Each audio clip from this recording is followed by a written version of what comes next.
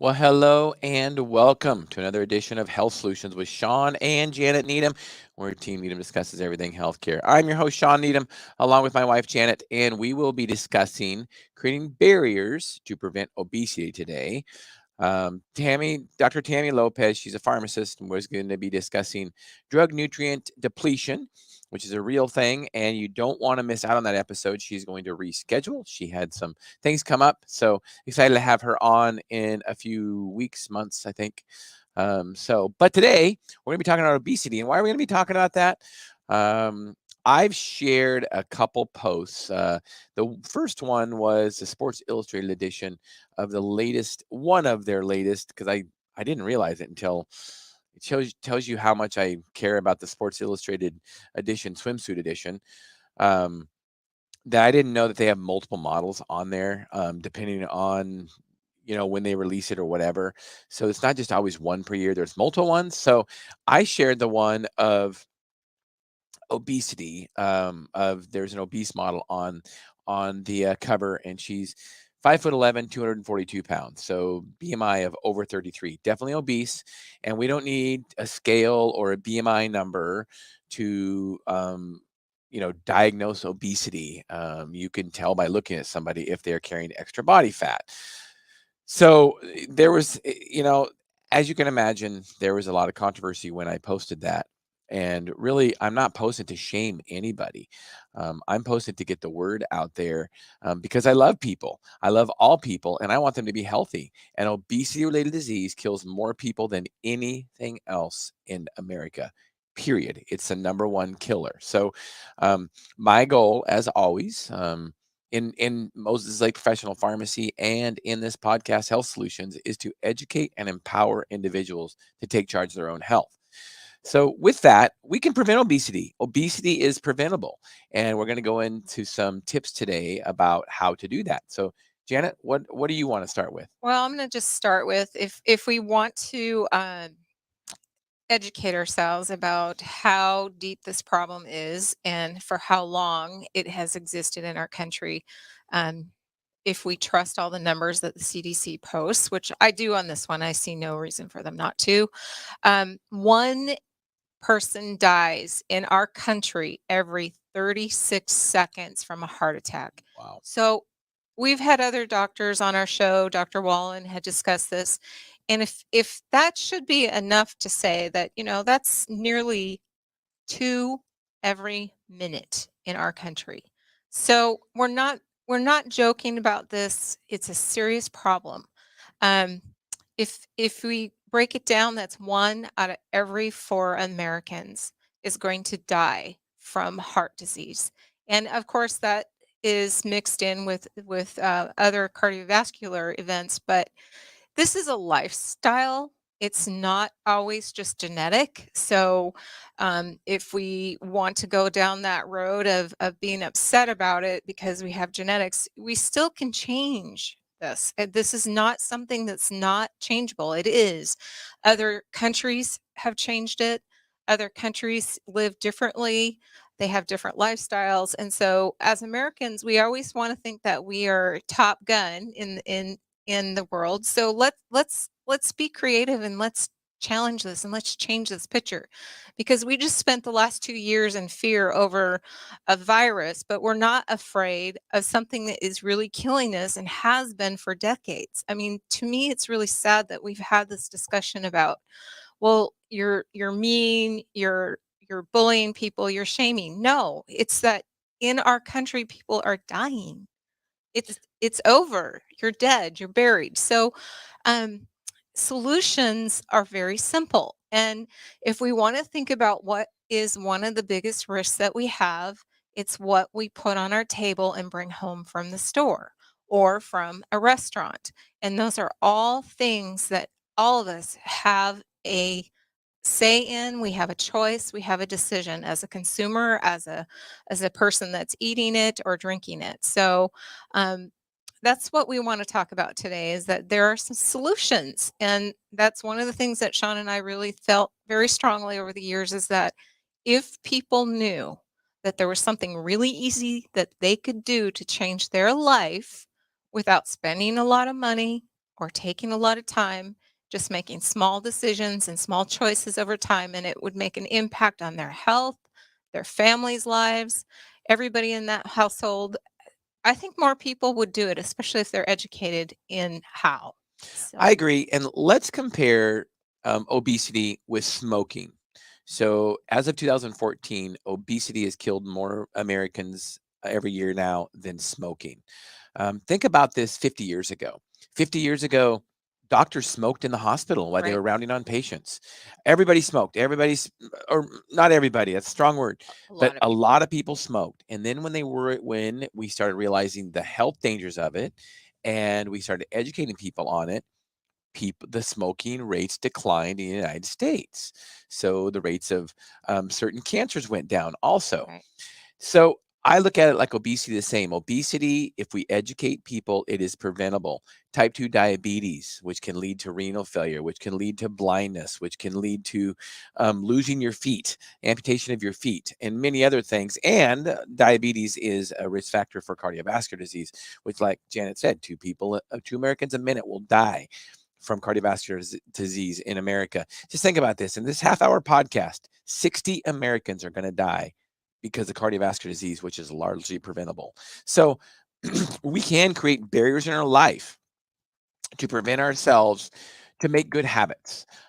So, Jan, let's talk about some of those barriers we can create. Well, one of the first things that I think we can do is as we are going through the grocery store, let's be mindful of what we're doing. And I step back a little bit. I'm not somebody that wants to go extreme to one side of the world on, 100% carnivore, 100% keto, 100% vegetarian. That's lifestyle choices that you can make. I understand that. But I'm in the middle of the road. I think all things that are from a natural source and raw are meant for ingestion. Now, do I think that some people have allergies or sensitivities? Absolutely, 100%. So that's your place where you make those choices and decisions. But the first thing to remember is that, especially as a lady in the household, we're the consumers. We go to the store most of the time. I know there's some men that do, but we are the ones that bring things home. So the first step, I think, would be just be mindful of what you have in your house and what you're putting in your cart. So, fresh foods, things that rot, things that go bad are probably a priority. And seasonal is also the other thing because I get the pushback from people saying, well, fresh food is expensive. Yes, but so is somebody dying, so is disease. So we invest in our health now, or we're going to pay back and greater dollar amounts later. So let's start with some really simple things. The easiest thing in the world would be to make a list of what you're going to get and stick to that list. And then avoid all the aisles that have everything in them that are processed. So if it comes in a box, don't get it. Don't get it. And I know one of the things that our family did, and this is something that helped me tremendously, is that thing called a cereal box. I don't buy them. Gone. They're not in my pantry. And I know people say, well, it's fast, and it is. But there is a thing called an egg, and there are things called sausage and bacon and things like that are healthier. Or you could substitute if you want to go down that road of grains. There are things like oatmeal. So oatmeal's super cheap. There's no unless you buy, of course, the flavored kinds, but oatmeal is super cheap. You don't have to buy something that has all those sugars and additives in it. So stay away from anything that is extra in that container. And stay away from the quick oats. Get Right. steel oats because you have to cook them longer. So that means you'll eat less because it takes longer to prepare them. Just saying. Right. The other thing we can do is we always talk about drinks. Well, stay away from things that are loaded with sugar. Okay. The first thing would be juices. Juices are just full of fructose and flavors that, you know, we don't really need them in our society. I'm not saying an occasional person might, I know my husband does races and he burns a lot of energy and sometimes that might be appropriate. But most times, if we avoid things that are just loaded in sugar, then of course we save on the calorie side. So small things can make big changes. So if like you decided, okay, now we're going to eliminate one thing at a time in our house, which might be the easiest approach versus doing everything all at once. One thing at a time. Well, eliminate one thing that you know that is a problem for you. For me, I love cookies. I could eat the whole container. I don't care if it was baked. I don't care if it came from a box. I love them. So I don't bring them home. So there's just things like that. So identify things that are problems is where we're going with this. Get rid of snacks. So even the typical nuts, the typical bars, granola bars, whatever, these healthy snacks that we're talking about, just get rid of them. Don't have them in your house. And then all of a sudden you won't eat them. If you do want snacks, why not blackberries? Why not blueberries? I dare you to overeat an apple or apples. I dare you to eat more than one apple. Usually one is enough. But how many peanuts can you eat? How much trail mix can you eat? Handfuls and handfuls. And it's like 170 calories per handful.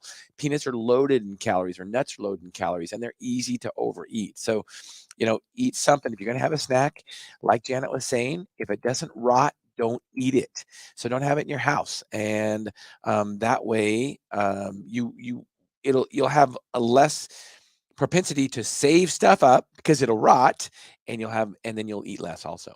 Well, there is kind of a commitment that when we buy fresh food that we need to perhaps make a few more trips to the store. But there are things and tips that we can do to help with that too. So for example, if it's not season for fruit like blueberries, buy them frozen. And sometimes that might be Yeah. better too, because if you travel or your house is really busy, frozen things are easy to also, and they're good. Frozen fruit can be very delicious. It also maintains a lot of nutrients. So if you're worried about that, I believe in frozen vegetables and fruit.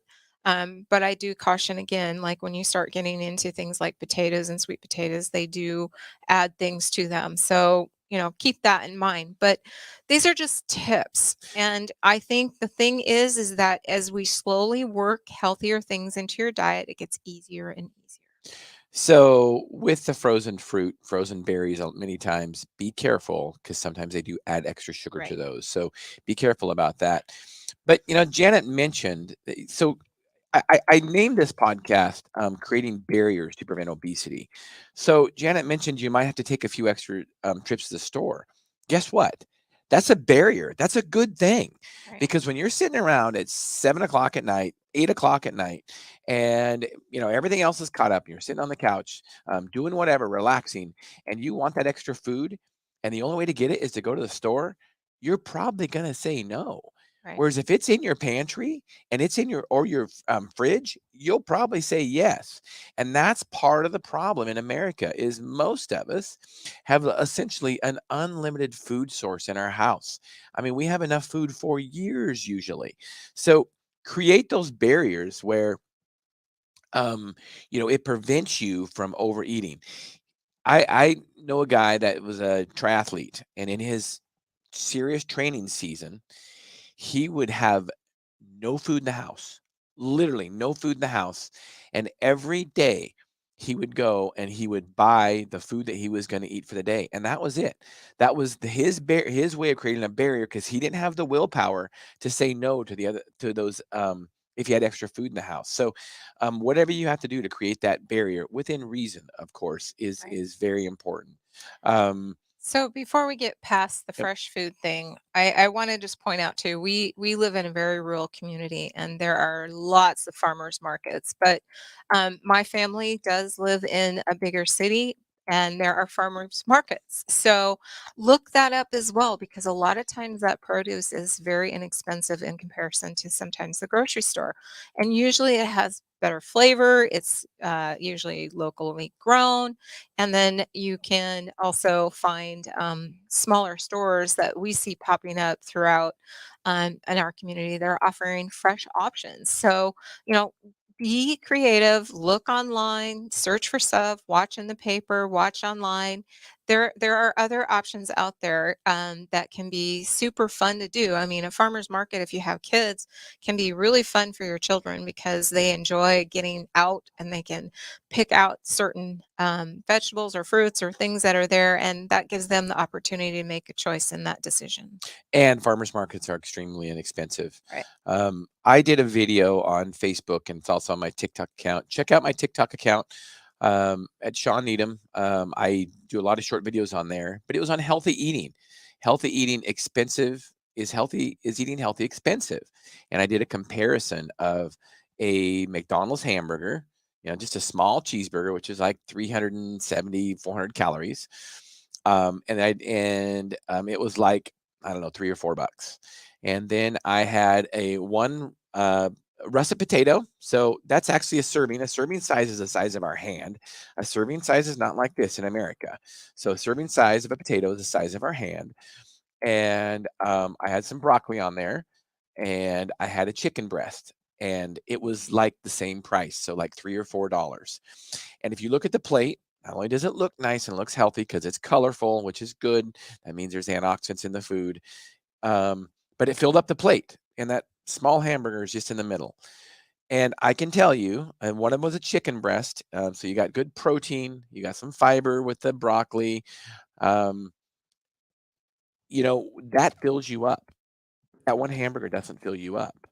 So that's why if you eat healthy, it's actually less expensive and you feel satisfied. Because let's face it, my whole point of doing the video was when you go to McDonald's to order that hamburger, you don't order a small hamburger. That's the problem. You know what? The Big Mac is only like 50 cents more. I'm going to get the Big Mac. So there you go, double the calories. And you know what? Fries are only 50 cents more and I can supersize it. So for another 50 cents. So next thing you know, you're spending $7, $8, whatever, and you're getting like 1,500 or 2,000 calories if you have a loaded soda, a leaded, caloric soda.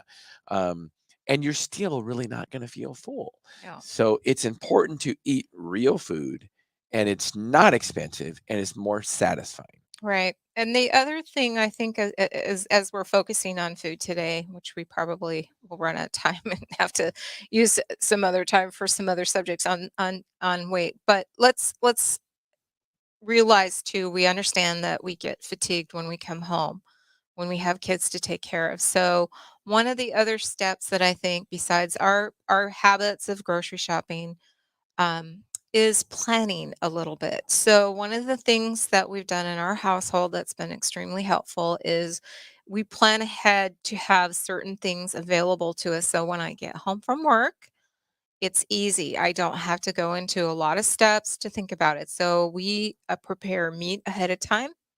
And then I always have some form of, a salad or fruit or whatever just available to throw in with our meal. So, preparing so we don't have fatigue because I think a lot of times what happens is we get home and it's like we throw something together or we grab stuff because we're tired, we just do. And that's also sometimes we're tired because our kids are busy with activities and it's easier to go through in our brain a drive through. And I understand that sometimes that does have to happen, but the less times it happens, the healthier we will be. And I think too, going back on just the whole subject, Janet talked about, shopping for food and how she's the main one that does that. I think one of the things that's important is that as parents, if we want healthy families, we have to be good role models. So I see it quite often where, somebody comes to me and they say, well, you know what, my kids are overweight and I want to fix that. How can you help me? And honestly, it starts in the mirror with ourselves. And believe me, I've been there. I've been obese. 10, 12 years ago, I was 60 pounds heavier. I was obese. Had a lot of health conditions. I was going down the road that we were just talking about, cardiovascular disease, diabetes, all that kind of stuff. And I decided to make changes. And it wasn't until I made those changes that, our family followed. And really, how can I ask my family to be healthy um, if I'm not? And at the time, I had a son that was overweight, and we were not eating the best. And I can't ask them to do something I'm not willing to do. So I think it's important as parents that we become role models. That's where it stems from. I really honestly believe that. Right. I think that is super important. And the other thing too is that, we don't have to go to extremes in making these choices and decisions. If you identify one problem in your house and you start eliminating that problem, you know, then pick up another one. Do one at a time. There's no reason that we have to just go all the way cold turkey on something, unless, of course, it's something horrible. I believe that. But let's make choices and decisions like one at a time, because if you can do one thing and succeed, it builds on another.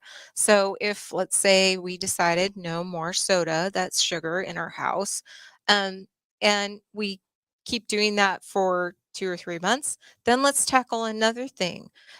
Let's set some goals once we've tackled a few things, and then that kind of builds. It's like a snowball. It's one small step at a time that's going to swing big doors.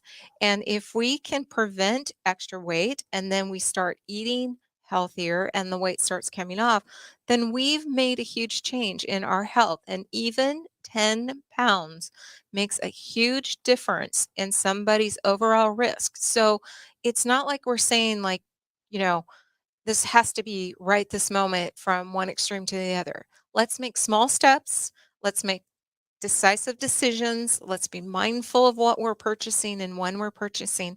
So when we are tired and fatigued and we have a lot going on in our life with our kids and our family and our lifestyles, that we can achieve these, because seizing the moment now is much easier than trying to go back and reverse things. Because once you start having a heart attack, your lifestyle is changed. And that means, even if you, like, many people will have a silent one. Even if you've had silent heart attacks, to reverse this is very hard. And Although possible, it is. But let's not even get there, right? right? We don't Prevent it. have to, because this is called lifestyle. This is not, we're not talking about genetic, we're talking lifestyle. So it's seize the moment, make those decisions, and take steps forward. And 10 pounds. Yep. Let's look at this. If we talk about drinking our calories, Jan and I talk very often about don't drink your calories. Not only does that include juices or sodas, but also alcohol. Yep. And 10 pounds a year is 200 calories. Do the math. Is 200 calories. That literally, it used to be years ago, 12-ounce soda, 12-ounce beer. Well, that's thrown out the window now. It's usually 20-ounce soda and 20 ounces of beer. So if you limit 20 ounces of soda and 20 ounces of beer or beer equivalent in calories per day, you will lose just that alone. You will lose 10 pounds in a year. So he's saying cut down by one. One. Just One. one drink a day if you're drinking So every day. right. You don't have So to completely eliminate to lose 10 right. pounds. So there's small things that we can do, just eliminating one thing at a time. So we also live in Starbucks here in the Northwest, and coffee shops. And I will say that I super enjoy a good coffee. And so my crutch sometimes has been to drive through and get a loaded drink. And so I'm not saying that you can't, but there's choices. So, for example, I use a skinny versus the full on fat, and also do sugar free. And I don't feel like I am cheating myself by having one of those every once in a while. So, there's, again, small things. You can still enjoy something, just don't do it every single day, because those small things add up. And that's the point of it. And, Shawn was talking about the shaming part of, um, but that's not what this is about. Healthcare is telling people what problems they can identify in their lives and giving them solutions. We never would do that with somebody that had an addiction to cigarettes. We would always tell them that that puts them at risk for cancer. Same thing here. Being overweight, unhealthy eating habits put us at risk to die. And, if we really want to be serious about this, and we really want to prevent and keep people alive in our country, we need to change that. And it comes from our house. It doesn't come from your doctor or your government. It comes from you making decisions every single day. And some other decisions you can make is, people always say, well, what if I eat out? And like Janet says, you should prepare first. You should try to bring food to work, prepare for it, prepare with healthy food at work. You don't have to eat out. Not only does that make you eat healthier, it also saves money. But if you do eat out, There's no reason you can't eat healthy, and especially at lunchtime. Let me tell you, here's a tip at lunchtime.